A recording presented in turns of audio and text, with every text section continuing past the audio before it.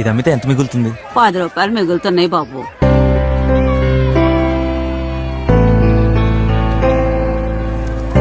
₹100 తీసుకో. వద్దు 100 రూపాయలు బాబు, ఉంచు. వద్దు, వదిలే బాబు. పర్లేదు ఉంచుకో అమ్మా. చల్లగా ఉండు నాయన.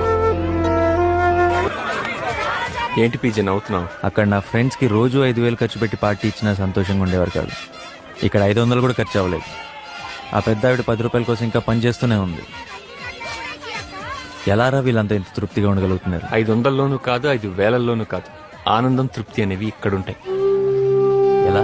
చేప పడిన రోజు ఉన్న కాస్త తిండి నాకు పెట్టి అమ్మ ఖాళీ కడుపుతో పడుకునుండేది. అప్పుడు అమ్మ ఇంకా ఆనందంగా ఉండేది. ఎందుకో తెలుసా? నా కడుపన్నా నిండిందని. అర్థం కాలేదు కదూ? దేవుడు మనుషుల్ని ప్రేమించడానికి, వస్తువుల్ని వాడుకోవడానికి సృష్టించాడు. కానీ మనమే కన్ఫ్యూజన్తో మనుషుల్ని వాడుకుంటున్నాం, వస్తువుల్ని ప్రేమిస్తున్నాం. అది మారిన రోజు అంత ఆనందమే, అంత తృప్తి.